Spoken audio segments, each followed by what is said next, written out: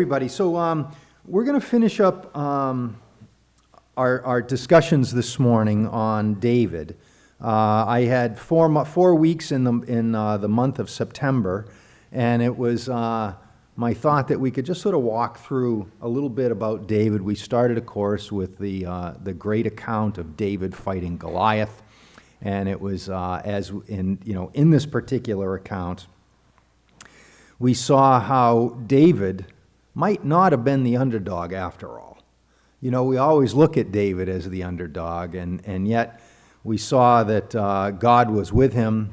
We saw that David certainly had some skills. We saw that Goliath was, we use that expression, the Israelite army was afraid of Goliath because he was too big to fight. And David comes out and he sees Goliath and he says he's too big to miss.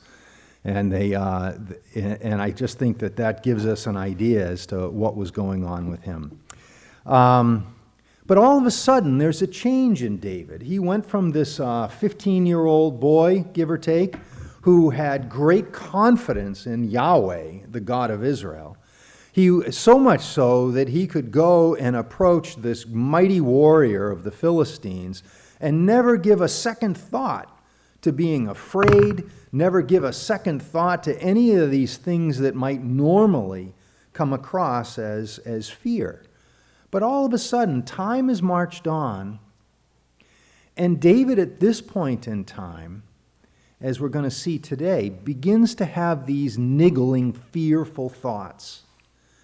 And I think, brothers and sisters, that for a lot of us, I know, Sandy, you and I have talked about this, we can look back to when we were younger and when we had this innocence. We had no worries. We had no responsibilities. And our time, our focus, our attention was on God and on God alone.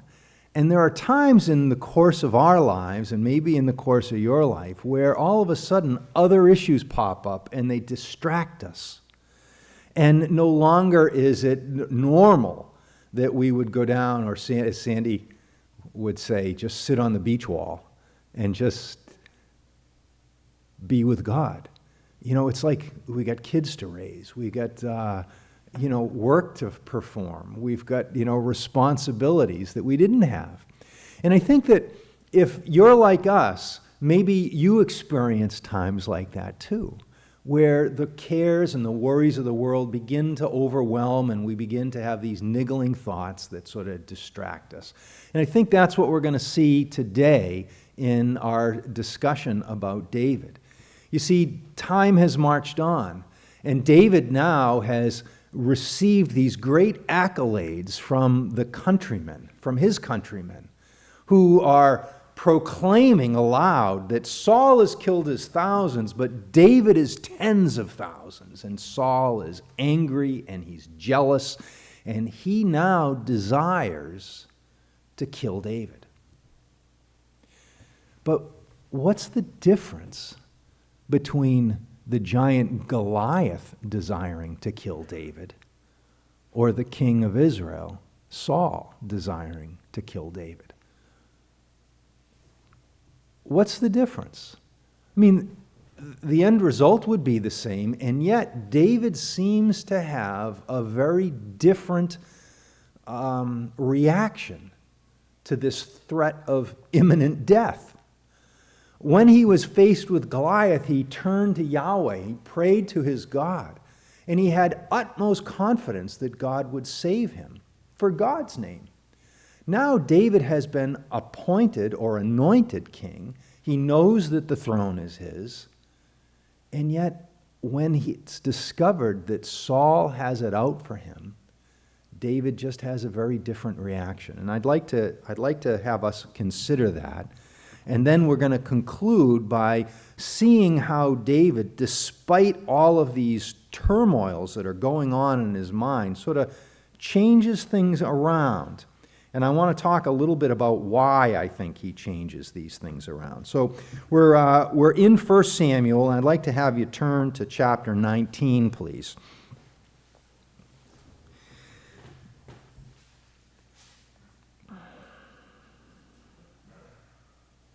It's here in chapter 19 where we read first about, chapter 18 is where we read about the jealousy that Saul had toward David after the crowds began, proclaiming the superiority of David from a warfare standpoint to Saul. And then in chapter 19, we first see this plot where Saul once again tries to destroy David. And in verse 9, it says, "But an evil spirit from Yahweh came upon Saul as he was sitting in his house with his spear in his hand. And while David was playing the harp, Saul tried to pin him to the wall with his spear. But David eluded him, and Saul drove the spear into the wall that night. But David made his escape." Now this, as you might remember, is actually the third time Saul has tried that very same technique. Now, if you were David, would you hang around for a second or third try? Like, what is it that caused David to remain in that place where Saul has got a spear and David's playing his harp? And, you'd like to think that he'd be smarter than that. I'm not going to put myself in a position. But I mention that because I think, brothers and sisters, it gives us an idea as to the power of the king.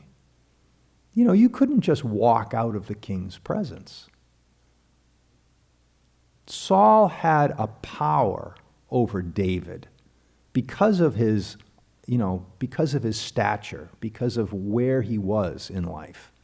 And nobody could simply walk out. And so David was there, and Saul went after him again. And then when we turn the page, we come to chapter 20. And it's in chapter 20 where we read this discussion that David and his best friend, Jonathan, have. Jonathan, of course, being the son of Saul, Jonathan who has promised David that he will look out for him. And it says, let's look at verse 6, because what David is trying to figure out here is whether this was just an impulsive thing where Saul fires the spear at David, or whether there is a premeditated attempt at David's life. And so David and Jonathan are trying to figure this out. In verse 6, David says, "If your father misses me," look, tell him I'm going to be away, "and if your father misses me, tell him, David earnestly asked my permission to hurry to Bethlehem, his hometown, because an annual sacrifice is being made there with his whole clan. If he says, very well, then your servant is safe. But if he loses his temper, you can be sure that he is determined to harm me." So it's not an impulsive thing. This is a premeditated, determined action on the part of Saul. And David's trying to figure it out. And so the story goes on. And before we come to the conclusion, we've got this fascinating verse in verse 14. And I think we touched on this last week. It says, Jonathan now looks at David, knowing that David has been anointed to become the future king. In his stead, Jonathan was supposed to be the king. David now, Jonathan knows it, David knows it. Jonathan, who was supposed to be king, says to David in verse 14, "Show me unfailing kindness like that of Yahweh as long as I live, so that I may not be killed." And we talked about how it was customary for new kings to kill the old king and his entire family, so that no one would be left to ascend to the throne. This would, by destroying the king, by destroying his lineage, no longer would David or anybody have to fear that there would be a threat on the new king's role as king. Okay? So I think that's why Jonathan says to David, make sure that I'm not killed. Don't ever cut off your kindness from my family, not even when the Lord has cut off every one of David's enemies from the face of the earth. In other words, he's saying, look, David, I'm not your enemy. I love you as I love myself. So then the story goes on, as we probably remember from our Sunday school, and they go out into the field and they shoot the arrows, and if it goes beyond, that's their signal to know that David, my father really is out to get you. And so the story goes on, and David knows that Saul is really trying to destroy him. So what does he do? Chapter 21. David went to Nob, to Ahimelech the priest. And Ahimelech trembled when he met him, and asked, "Why are you alone?" So Nob is a little village just north of the city of Jerusalem. So you picture the city gates. The north part of the city is the sheep gate, where they would lead the sheep in to the city for slaughter in those days. And north of that is this little city of Nob, and this is where the priest was. So David went to Nob, to Ahimelech. And Ahimelech trembled when he met him and asked, "Why are you alone? Why is no one with you?" And David answered Ahimelech the priest, and here's a lie. David lies. "The king charged me with a certain matter and said to me, 'No one is to know about anything about your mission and your instructions. As for my men, I've told them to meet me at a certain place.'" And so we might ask the question, why is David lying here to the priest? And there are all sorts of reasons, there are all sorts of conjectures that we might think about. I would think that the primary reason David is lying is to protect not himself, but to protect Ahimelech the priest. Because he knows that at some point Saul is going to come after David. And if Saul finds out that Ahimelech has been aiding and abetting the enemy, Ahimelech is going to be in trouble. And so to me, that's probably what's going on. And maybe it's me just trying to find a way to justify David, lying the way he did. But that seems to make sense from my perspective. Any thoughts about that? Okay. So, verse 4, the priest answered David, "I don't have any ordinary bread on hand. However, there is some consecrated bread here, provided the men have kept themselves from women." So turn with me to Leviticus. We're going to look at Leviticus chapter 24, because this is the section in the law that describes this consecrated bread.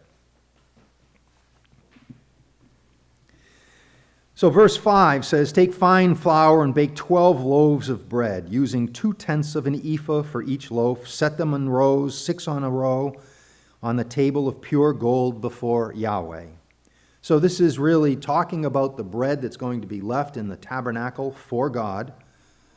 "Along each row, put some pure incense as a memorial portion to represent the bread to be offered by fire to the Lord. The bread is to be set out before the Lord regularly, Sabbath after Sabbath, on behalf of the Israelites as a lasting covenant." So think about this now. They're setting this bread in the tabernacle before the Lord. It's to be an offering to God. Now, God obviously doesn't come down and consume the bread. And so because it's a lasting ordinance, because they are continually placing these loaves of bread in the tabernacle, the question is, what do they do with the old loaves?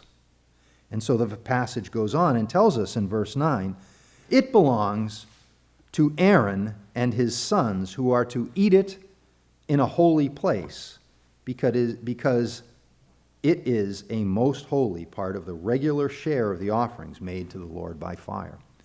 Okay?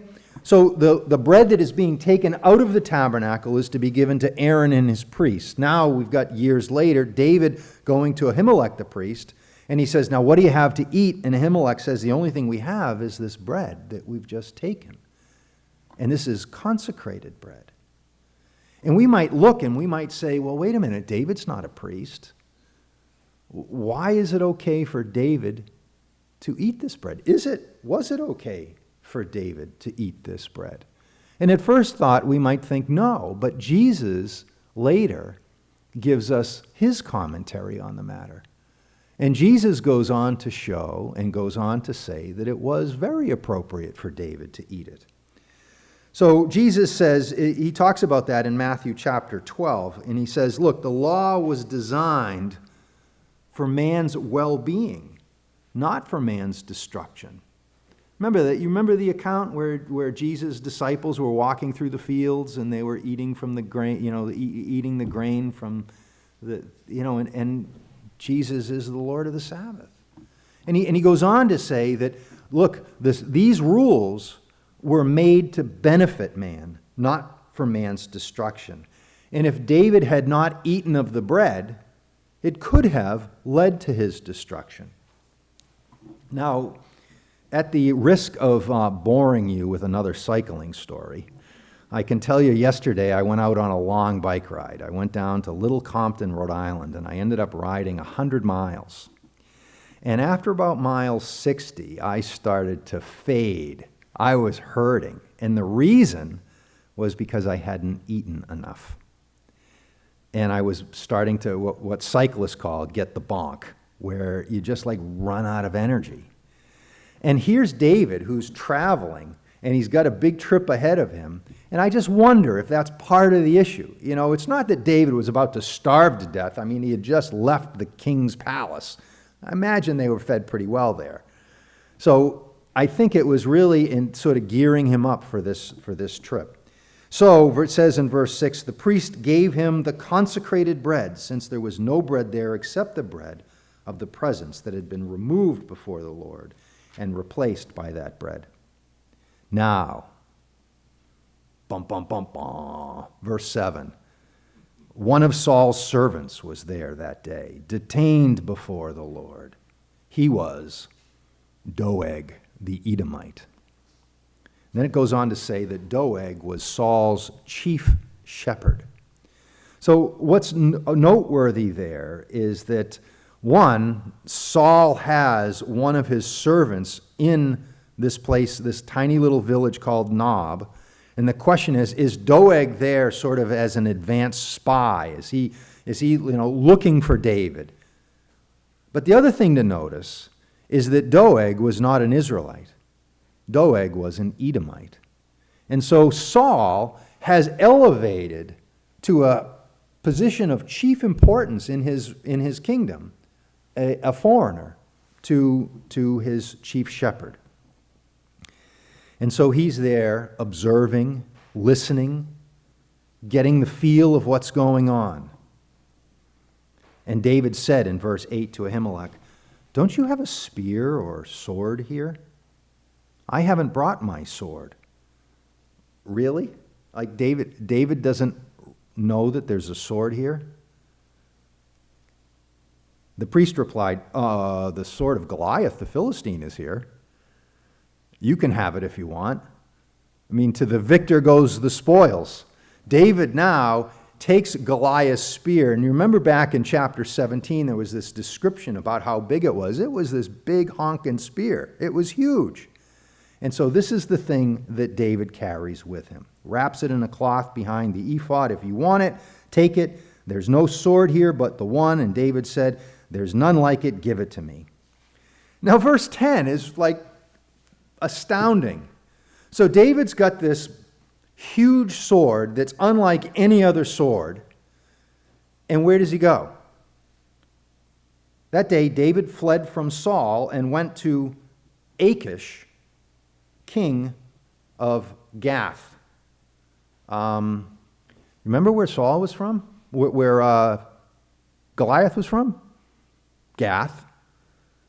So David's taking this sword to the very place where Goliath lived, where he was known, where his sword would be recognized. David didn't quite blend when he shows up in the city gates. So he comes in, and they obviously recognize him. Verse 11, the servants of Achish, this is the king of Gath. He's later called, I think, what's he called, Abimelech? I think he's called Abimelech later on. We'll catch that later. But the servants of Achish said to him, "Isn't this David, the king of the land? Isn't he the one they sing about in their dances? Saul slain his thousands and David his tens of thousands?"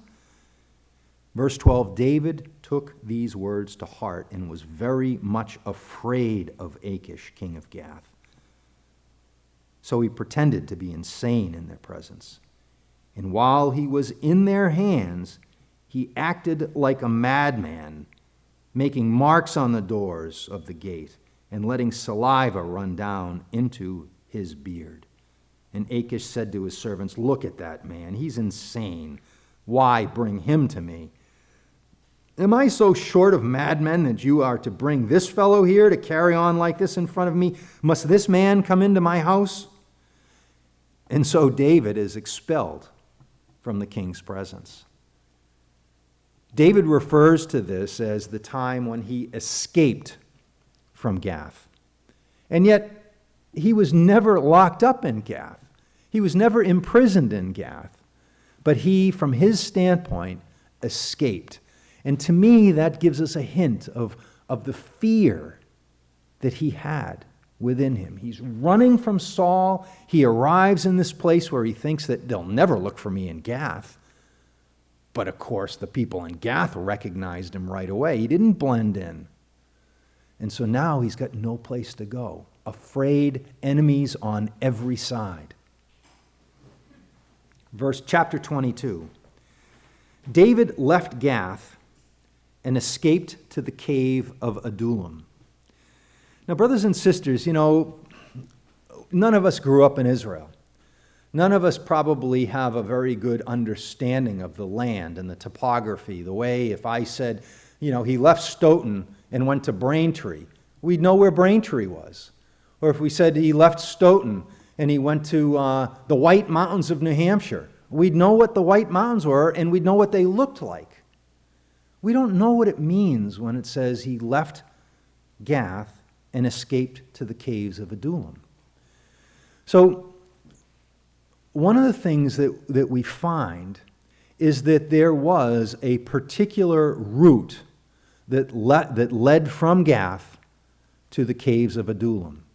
The caves of Adullam are in that section, brothers and sisters, of land between the coastal plain on the western part, right against the Mediterranean Sea, that flat area, and the top of the ridge where Jerusalem and Bethlehem were located. You've got this Shephelah, this hill country. It's the buffer between those two regions. And within that buffer, there are these caves. And there are dozens and dozens of caves there. And I had some video that I wanted to show you, and maybe we can look at that at some time. But the caves are such that you need to crawl on your hands and knees. And as you crawl through these tiny little passageways, speaking of New Hampshire, do you remember the lemon squeeze? Right? The lemon squeeze was up in, where was it, Conway? I think that's on Lost River. Lost River. And it was like a little tiny cave, and you had to squeeze your way through, and once you squeeze your way through, it opens up again. And that's the same with the caves in Adullam. Dozens and dozens of these things.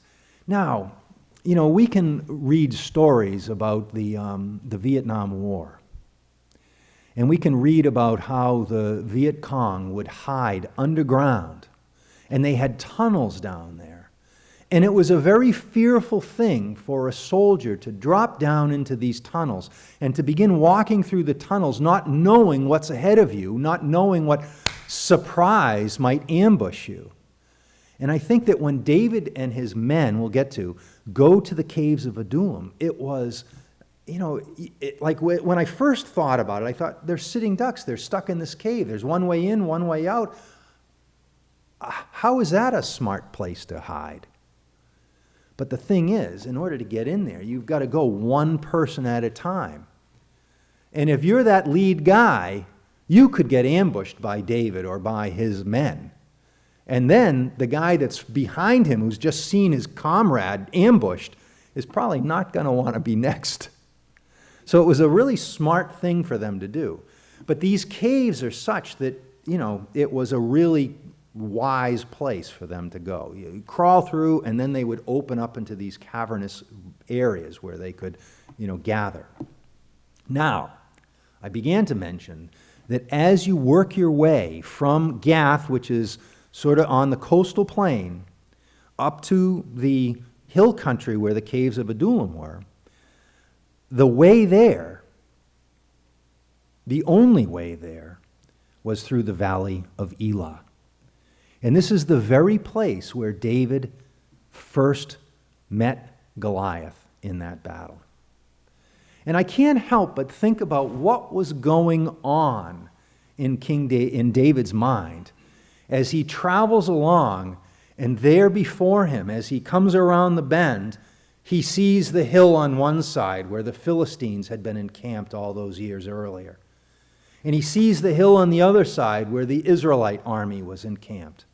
And he sees this broad valley between them with a stream and with rocks.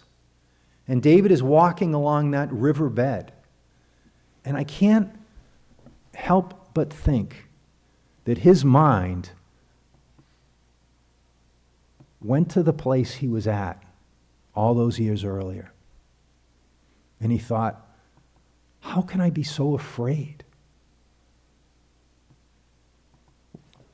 How can I be like running and scared when God is with me? And when I think about when I was just, a teenager years before fighting Goliath, God was with me then and I wasn't afraid. And to me, what happens next is a change in mindset of David. David's whole attitude changes. And I think the reason it likely changed was because he's walking through this valley, on these riverbeds, seeing these stones, and being brought back in time to that point when he was confident in his God. Now, I'd like to ask you to turn to Psalm 34.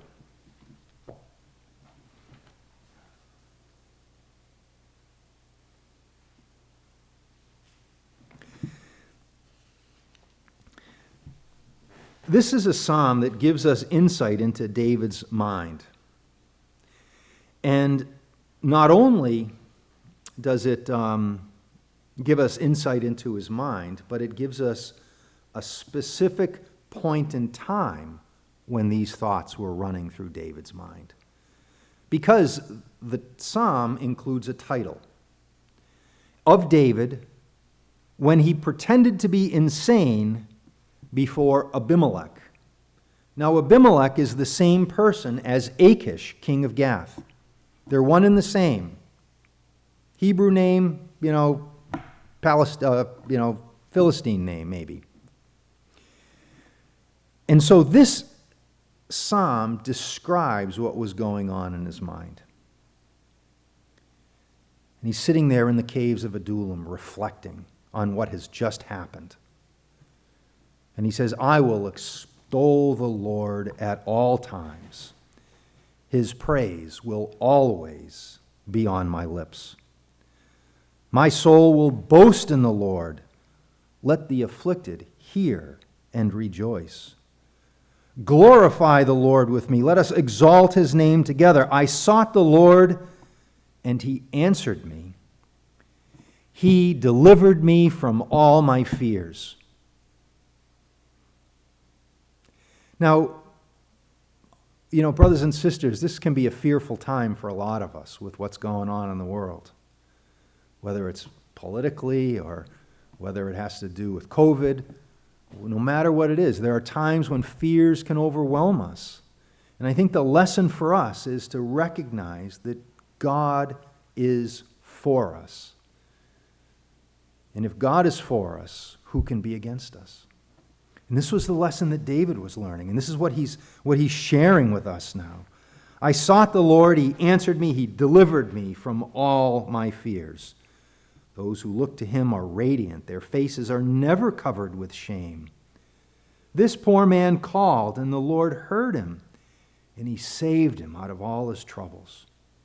The angel of the Lord encamps around those who fear him, and he delivers him. Taste and see that the Lord is good. Blessed is the man who takes refuge in him. Fear the Lord, you his saints, for those who fear him lack nothing.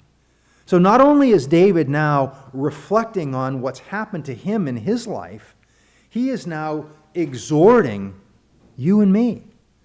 He's exhorting those men that have come to him at the caves of Adullam, those who are, discounted from society. They're coming to David, and David is exhorting them, and he's exhorting us. And he's telling us to taste and see that the Lord is good. Verse 9, fear the Lord, you his saints, and those who fear him lack nothing. The lions may grow weak and hungry, but those who seek the Lord lack no good thing. Come, my children, listen to me, and I'll teach you the fear of the Lord. Whoever of you loves life and desires to see many good days, keep your tongue from evil and your lips from speaking lies. Turn from evil and do good. Seek peace and pursue it. The eyes of the Lord are on the righteous, and his ears are attentive to their cry. The face of the Lord is against those who do evil, to cut off the memory of them from the earth. The righteous cry out, and the Lord hears them. He delivers them from all his trouble. This was the lesson that David had to learn. David was running from Saul. He's running from Abimelech or Achish. He's got enemies on every side. He's trying to do it himself. And then he realizes he's got this, dawning moment as he walks through the valley of Elah, where it all comes back. And he says, if only I could be where I was just those few years ago. If I could just develop that mindset, that strength of faith again. And he does. The Lord is close to the brokenhearted and saves those who are crushed in spirit. A righteous man may have many troubles, but the Lord delivers him from them all. He protects all his bones, not one of them will be broken. Evil will slay the wicked. The foes of the righteous will be condemned, and the Lord redeems his servants. No one will be condemned who takes refuge in him. And this is that change in David. He's no longer afraid. He's in the caves now. His friends are coming to him, but he's got a different mind. Any thoughts or comments? Well, it's a lesson for us, isn't it? When we become overwhelmed with fear and other emotions, we know that there's only one place to go, but we have to have that aha moment. Oh, Yeah. Yeah, we have to have that aha moment. We know that there's one place to go, and yet sometimes we lose sight of that. And maybe it's not that we lose sight of it, but we get distracted. We know that we need to turn to God, but sometimes the cares of the world, they just sort of get in the way. And sometimes it takes an event, an experience, a time alone, when you can just reflect and say, I got to get back there. And I think that's what David did. Anything else?